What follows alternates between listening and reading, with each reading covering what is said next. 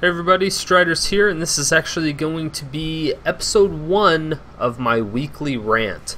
It's just where I kind of focus on a topic and say my thoughts, my feelings about it, what's going on in the community or in League of Legends, period, for the most part. So this week's topic is actually going to be about the professional players in North America and a lot of Europe still. I mean, people say Europe is still powerhousing and stuff like that, but really a lot of it still comes down to the Koreans just being much more structured, much more balanced around everything that they need to be. My main thing is going to be the fact that the NA scene is just not prepared for anything. They're not prepared. They can say, you know, hey, we watched all these scrims, we found out strategies that work against them, things like that, but in reality, they're just not prepared for the event itself. Like, you'll hear excuses like the keyboard is, the keyboard's too close to the mouse, and there just wasn't enough room to move the mouse, so it kept bumping into it, things like that.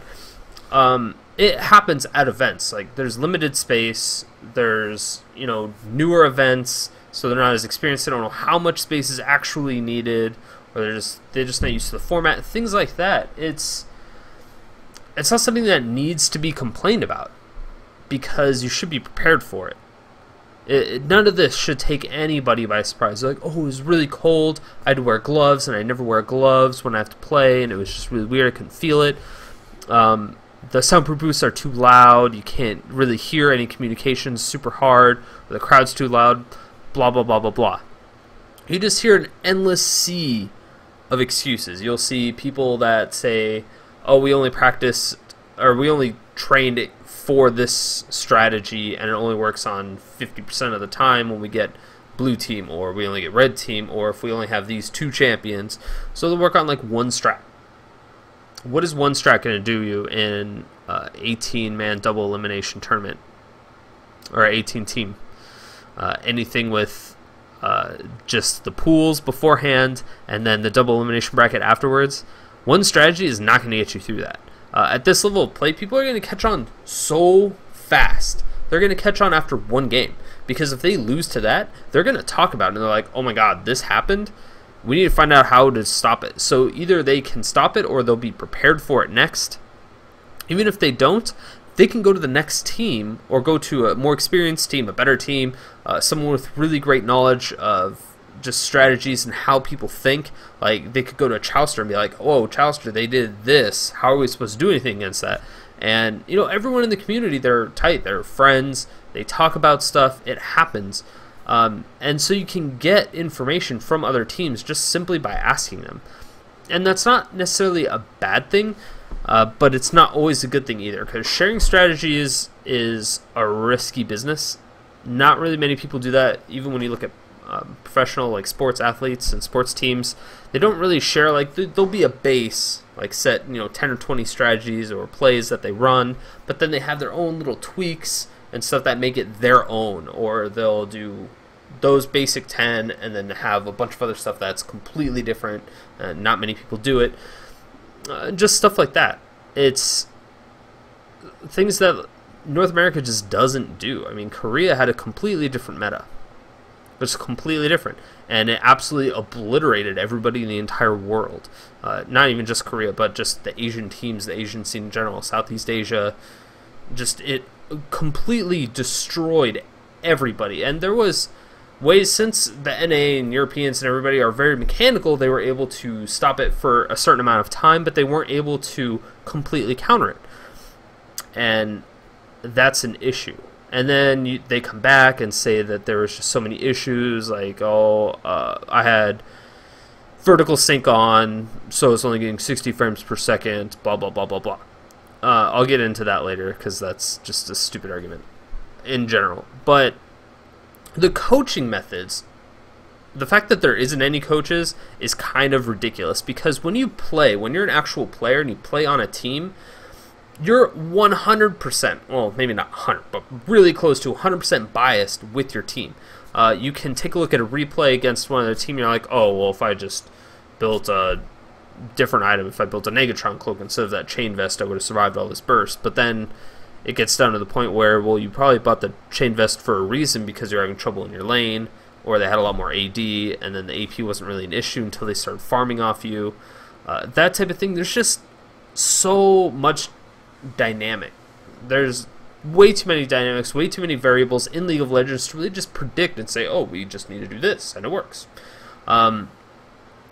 But having more than one strategy is pretty essential. You need to have the base, well-known 10 or 20 strats that you can run, but you also need to practice new strategies, work on different things, but you also have to train properly. You train for the events. If you are a professional player, you need to train on the events. I mean, they're training in the comfort of their own home, their own chair, all their equipment, but would they get to event and everything's foreign except for possibly their keyboard and their mouse and their mic, maybe. Sometimes some people don't allow certain types of mice being like, it has to be USB or it has to be auxiliary, whatever be the case.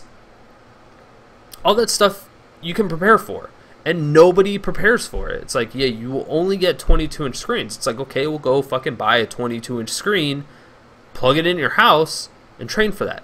If you're going to Russia in the middle of winter, and you don't expect it to be cold or something, then first of all, you're a fucking idiot. Second of all, you need to train in that type of environment, because even if the heater's blasting, pumping heat through the venue, it's still gonna be cold, or you're still gonna have some form of issues. So there's things you can do. Like, I've played Counter-Strike for about 8 years, semi-professionally. I took my team from Cal O to Cal I, and then CEVO P, and we were pretty decent. We weren't like world-renowned, all crazy-like, but we were still really good, especially for North America. And it was just that we trained for events. That's all we did. We played in weekly tournaments at our local LAN centers just to get the feel of playing as a group live, not online all the time, but playing right next to each other, playing at different setups, just all these different dynamics. But even if you don't want to do that, regardless of that fact, you can, strip down your boxers or your underwear if you're a girl, I guess. You just strip down to your underwear and then pump the AC in your place, put on like 5 fans on you so you're basically freezing or really close to being really super cold, and play a few games. And you can worst case scenario almost every venue. It's very difficult to not be able to predict worst case scenarios. You're like, okay, I'm going to Russia. It's probably going to be cold, so let me train in cold weather for a while. It's just like how martial artists will go up to the mountains and do all this ridiculous training. They do mountain training, and you hear NA talk about that stuff, but they don't actually do it. They don't push themselves to the limit so that they can get better. They just push themselves so like, oh, that's good enough. And I think that's ridiculous. You see a lot of teams come back from Korea and they're like, yeah, all they did was scrim for 14 hours a day, and that's all they did. And it was kind of counterproductive for us when we did it, so we just didn't do it anymore.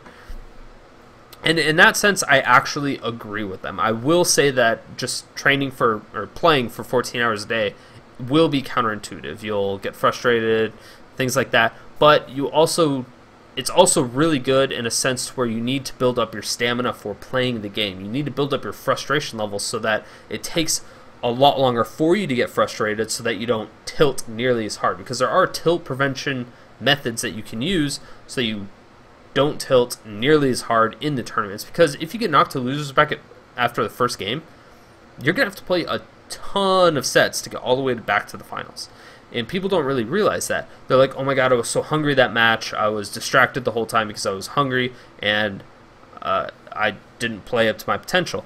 It's like, well, bring a snack, bring a couple energy bars or something. And that's an easy fix. You're like, okay, you have your bag that has your mouse, your keyboard, your mouse pad in it. Throw a couple power bars in there. It's not difficult at all. Do people do that? I don't know many people that do. I mean, there are a couple, but there's not a lot. And there's just things like that you have to be able to prepare for.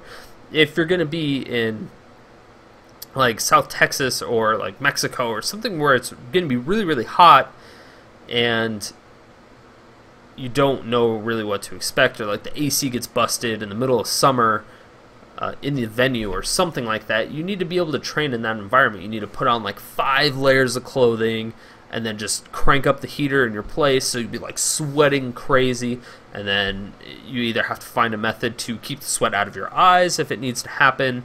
But there's just so many things that people do not train for. They train in the perfect environment, the perfect setting. It's like if an NFL team went directly to the stadium and just practiced at those big stadiums every single time. Like, yeah, that's what you're going to do, but it's not... that's the best case scenario. Why would you do that? Why wouldn't you play against, two teams at the same time, or like two sets of defense, so it's twice as hard or 3 times as hard to get past all the defense to get a wide open pass? But that's the kind of training that people need to do. They need to do hardcore training. Do some 4v5 fights with specific team compositions. You're like, okay, well, what team compositions are we going to be able to safely do a 4v5, and at what times can we do it? What items are they going to have to be able to counter these fights and things like that? Because we have seen in many tournaments that even a losing team can win a 4v5 if caught out of position properly.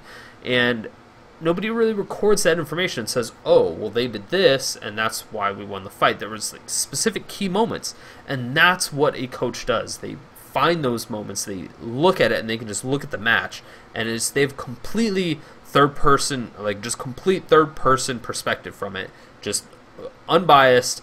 They're like, okay, this was wrong, this was wrong, this was wrong, this was wrong, and then they find 20 other things that they can do to fix it, and then they go to training. They do the first 10 minutes of a game. So you can go in and scrim against one team for 5 hours straight, create a custom game, do the first 5, do the first 10 minutes, something like that, just to practice your level 1 fights as both teams, because level 1 fights, yeah, they are kind of mixed as far as, and almost anything can happen depending on the picks, but you can train for some of that stuff.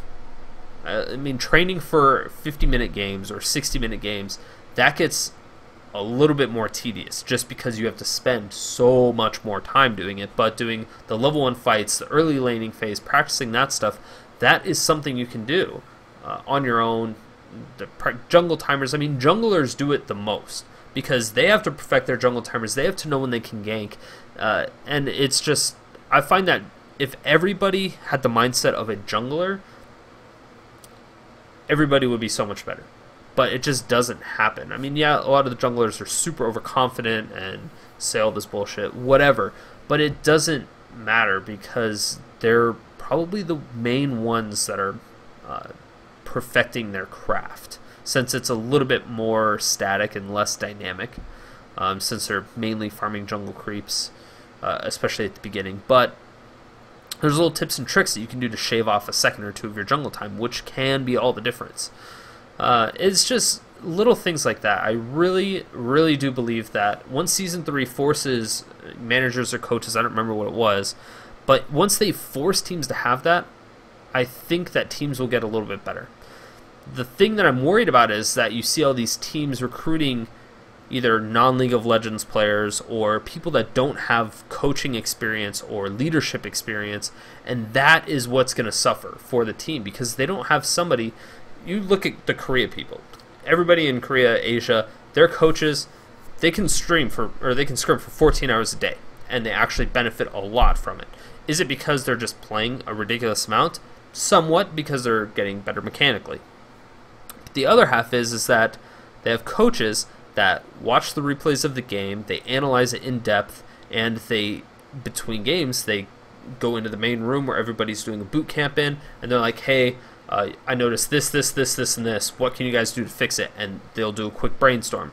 Once a brainstorm comes in, like, okay, well, when this situation happens, we need to do this, especially if it's against this team comp, things like that. But that would be written down by the coach. All that information is stored somewhere because players, they're not going to have that mentality when they're doing champion select. They're not going to go through the millions of different situations that can happen. I mean, some of them might, but it's very, very unlikely. But there's millions and millions of situations that can happen based on the team comp, pretty much infinite.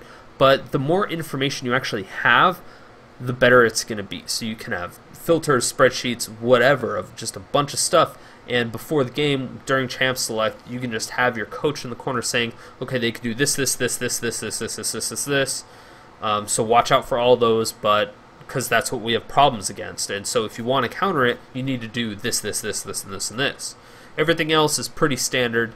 You know, there are certain strategies, certain plays that stick out a lot more than others. You know, like the Jarvan Corki throwing the javelin over the dragon buff into the bush to get vision, then Corki Valkyrie's over, and so they could all just flash over that wall if they needed to and instantly kill somebody if they walk by. That type of thing. People would not expect that, but that's something that you have to practice. Not necessarily against, because it's hard to practice against that, but to come up with that strategy, you have to make sure it works. You can't just practice it twice and be like, oh, it works. Because you only test it against one team, or one team twice, or two different teams once each.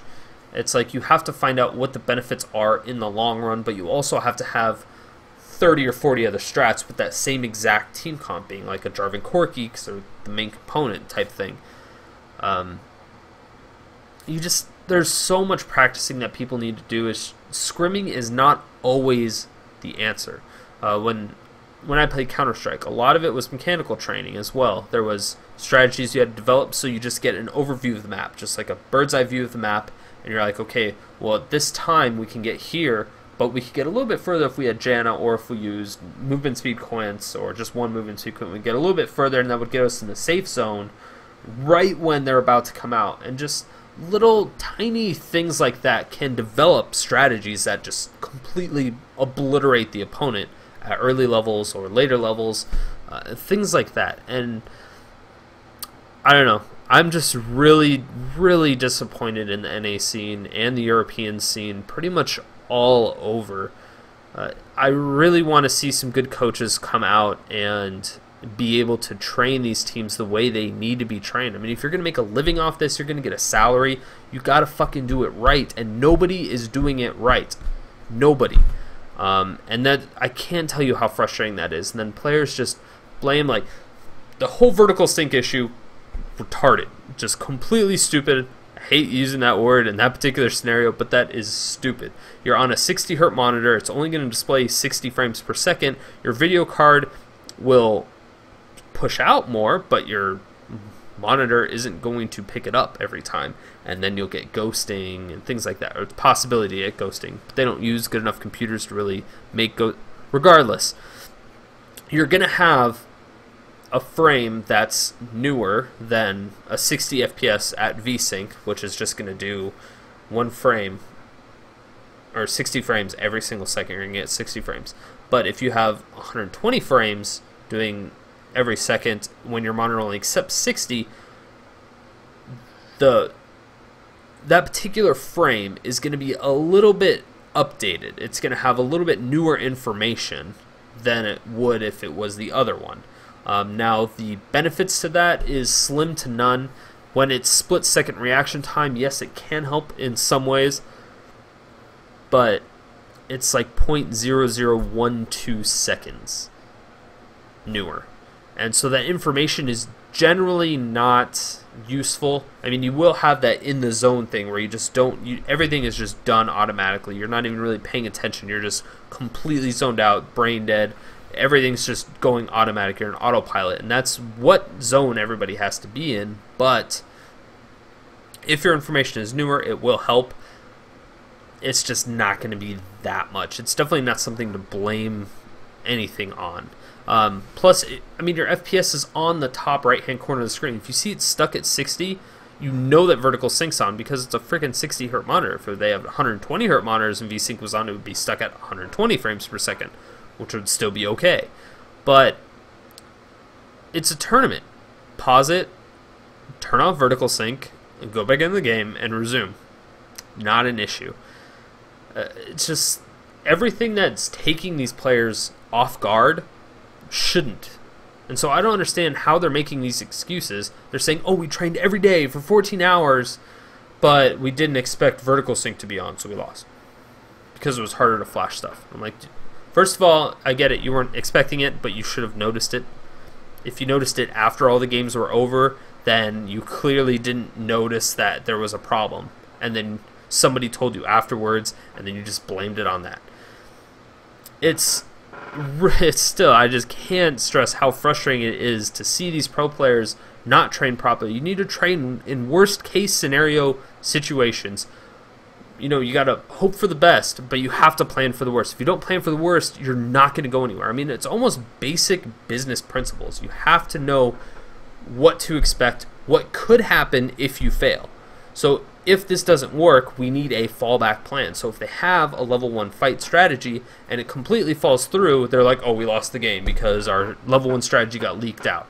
It's like, no, you should have a fallback plan, because then the fallback plan will take an effect and you'll be fine. You'll be able to stabilize unless you completely blew it up and something crazy happened, in which case the strategy was high risk and high reward, which isn't necessarily good for high level competitive play. It's like doing 100% onside kicks for a football game. Like, nobody's really going to do that because it's such high risk. I mean, it's great reward if you can pull it off, but the risk of it is much, much worse. And you see that a lot. You just see stupid things happen and you don't understand. You're like, how are these players such high rated when they do stupid stuff? It's not always because it's stupid stuff. It's just a strategy that was super high risk and super high reward. It just didn't go through because the percentage of it succeeding against another super high level team or somebody that's better than them is like 10 or 20%. And it's just unacceptable. It should not be happening. I mean, I was a coach for a long time. I'm like currently a business manager, and I would love to see more things happening. I really would just like to see NA buckle down and just do smart training. They don't need to train 14 hours a day. I mean, yes, it could help if you're doing it right for 14 hours a day, but that is a lot. I don't know. I think it's just like any normal job. 8 hours a day, you're fine. You don't need anything else besides 8 hours a day, and you'll be good. But I don't know. I would really just like to see proper coaching, proper training. I can guarantee you that if I got my hands on any of the pro teams or even semi-pro teams, if we took like Orb or Fear, anybody like that, and I was allowed to coach them for about 2 months and do their training schedule, their training methods, I guarantee you would see a significant increase. Like a significant increase in their placements, their play style, their strategies. It would drastically change. I can guarantee you that. It would be nice to have that opportunity so I could literally just prove it to people that the training methods are wrong, and then all the NA teams could start finding real coaches instead of just their friends that they want to hook up with a nice sweet job or a nice sweet career, when they have absolutely no qualifications, no abilities, no skills, or they don't know what they're doing yet. I mean, it's great that they can get the experience and eventually learn, but they're going to be behind by like 3 or 4 years, and then the team's just going to stay static, trying all this stuff that does not work because they don't know what doesn't work and they don't know what works. So that is going to be the end of my first episode of the weekly rant, primarily about coaching and training methods. If anybody has any questions about any particular training methods or coaching, something that I would be happy to answer any questions, especially if it's a pro team and they just have a couple questions, or if they want to try me out for a little bit. Like I said, I can guarantee you, I will put money on the fact, like I would probably put $500 on the fact that if I was able to train somebody for 2 months, that they would significantly get better at playing in tournaments, everything like that. Guaranteed. So yeah, thanks for everything, guys. I did hit my 1,000 subscribers finally. I will be putting out another vlog in regards to that probably tomorrow, hopefully. Yeah, probably tomorrow. So I'll talk to you guys then, and unfortunately no episodes coming out today because I had some issues earlier, so hopefully everything's resolved. I think I fixed it all. But yeah, I will see you guys tomorrow. Peace.